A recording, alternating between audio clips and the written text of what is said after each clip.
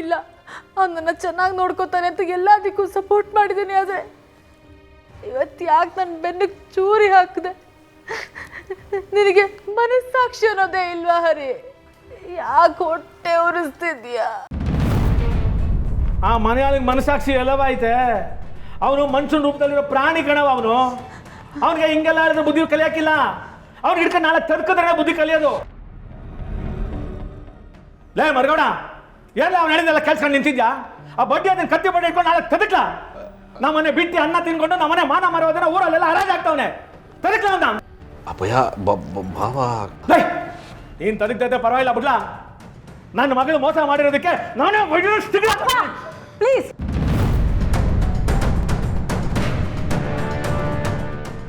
ನನ್ನ ಗಂಡನ ಮೇಲೆ ಕೈ ಮಾಡೋ ಅಧಿಕಾರ ನಿಮ್ಗೆ ಯಾರಿಗೂ ಇಲ್ಲ.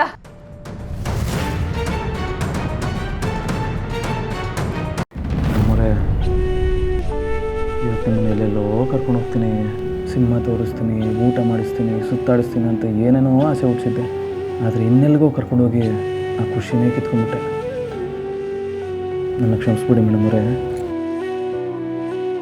ಸಿದ್ದು ಅವರೇ, ನೀವು ಯಾಕೆ ಕ್ಷಮೆ ಕೇಳ್ತಿದ್ದೀರಾ? ನೋಡಿ, ಇವತ್ತು ನೀವು ನನ್ನನ್ನು ಅಲ್ಲಿ ಕರ್ಕೊಂಡು ಹೋಗದೆ ಇದ್ದಿದ್ರೆ ಇವನ ಬಂಡವಾಳ ಏನು ಅಂತ ನಮ್ಗೆ ಗೊತ್ತಾಗ್ತಿರ್ತಿತ್ತ?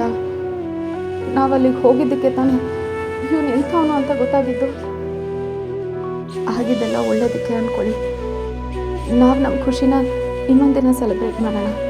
ಆದರೆ ಇವನ್ನ ಹೀಗೆ ಬಿಟ್ಟರೆ ಇನ್ನೇನು ಅನಾಹುತ ಮಾಡ್ಕೋತಾನೋ ಅಂತ ಭಯ ಆಗ್ತಿದೆ. ಬಿಡಿ ಮೇಡಮ್ ಅವರೇ, ಅವ್ರು ಮಾಡಿದ್ದನ್ನು ಅವರೇ ಅನುಭವಿಸ್ತಾರೆ. ಈಗಲಾದರೂ ನಾವು ಹೊರಗಡೆ ಹೋಗ್ಬರೋಣವಾ? ಬೇಡ ಸಿದ್ದು ಅವರೇ, ಮನಸ್ಸು ಸರಿ ಇಲ್ಲ ಅಂದಮೇಲೆ ಎಲ್ಲಿ ಹೋದರೂ ಸಮಾಧಾನ ಇರಲ್ಲ.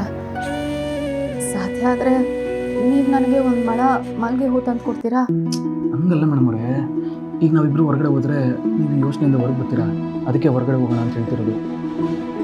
ಸಿದ್ದು ಅವರೇ, ನೀವು ನನ್ನ ಸಮಾಧಾನಕ್ಕೆ ಹೊರಗೆ ಹೋಗೋಣ ಅಂತ ಹೇಳ್ತಿದ್ದೀರಾ ಅಥವಾ ನಿಮ್ಮ ಸಮಾಧಾನಕ್ಕೆ ಹೊರಗೆ ಹೋಗೋಣ ಅಂತ ಹೇಳ್ತಿದ್ದೀರಾ? ಸಿದ್ದು ಅವರೇ, ನೀವು ಎಷ್ಟು ಸ್ಟ್ರಾಂಗು ಅಂತ ನನಗೆ ಗೊತ್ತು.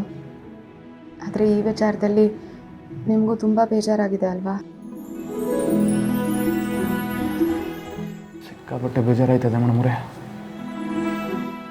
ಅಕ್ಕನ ಕಣ್ಣಲ್ಲಿ ನೀರು ಹಾಕಿಸಿದವ್ರನ್ನ ಯಾವನ್ನೂ ನಾನು ಸುಮ್ಮನೆ ಬಿಟ್ಟಿಲ್ಲ. ಆದರೆ ಈಗ ಆಗಲ್ಲ. ಹೊರಗಡೆ ಅವ್ರನ್ನಾದರೆ ಒಡೆದು ಹಾಕ್ಬಿಡ್ಬೋದು, ಆದರೆ ಮನೆಯವ್ರನ್ನ ಹೊಡೆಯೋದಕ್ಕೂ ಆಗೋದಿಲ್ಲ, ಆ ನೋವನ್ನು ಅನುಭವಿಸೋಕ್ಕೂ ಆಗೋದಿಲ್ಲ. ಅದಕ್ಕೆ ಎಲ್ಲ ಸಹಿಸ್ಕೊಂಡಿದ್ದೀನಿ. ಆದರೆ ಅಕ್ಕನ ಪರಿಸ್ಥಿತಿ ನೋಡಿದ್ರೆ ಕುಸ್ದು ಬೀಳೋವಾಗುತ್ತೆ. ಸಿದ್ದು ಅವರೇ, ನನಗೆ ಇಷ್ಟೆಲ್ಲ ಧೈರ್ಯ ಹೇಳಿ ನೀವು ಹೀಗೆ ಬೇಜಾರು ಮಾಡ್ಕೊಂಡು ಕೂತ್ಕೊಂಡ್ರೆ ಹೇಗೆ? ನೀವಾಗಲೇ ಹೇಳಿದ್ರಲ್ಲ ಅವ್ನು ಸರಿ ಹೋಗ್ತಾನೆ ಅಂತ. ಆ ಸಮಯ ಬೇಗ ಬರಲಿ ಅಂತ ನಾವಿಬ್ಬರು ಬೇಡ್ಕೊಳ್ಳೋಣ. ಸರಿ, ಈಗ ಈ ವಿಷಯನ ಅಕ್ಕನಿಗೆ ಹೇಳೋದೇ ಬೇಡ. ಈಗ ಸದ್ಯಕ್ಕೇನು ಹೇಳೋದು ಬೇಡ ಸಿದ್ದು ಅವರೇ. ನಾವೆಲ್ಲ ವಿಷಯ ಹೇಳಿಬಿಟ್ರೆ ಹರೀಶನಿಗೆ ಭಯ ಅನ್ನೋದೇ ಹೊರಟೋಗುತ್ತೆ. ಈಗ ನಾವು ಸಿಂಚನನಿಗೆ ಹೇಳ್ತೀವೋ ಇಲ್ಲೋ ಅನ್ನೋ ಭಯದಲ್ಲಿದ್ದಾನಲ್ಲ, ಅದನ್ನೇ ಉಪಯೋಗಿಸ್ಕೊಂಡು ಅವನ್ನ ಗಿದ್ದಾನ. ಅಲ್ಲಿವರೆಗೂ ಏನೂ ಹೇಳೋದು ಬೇಡ.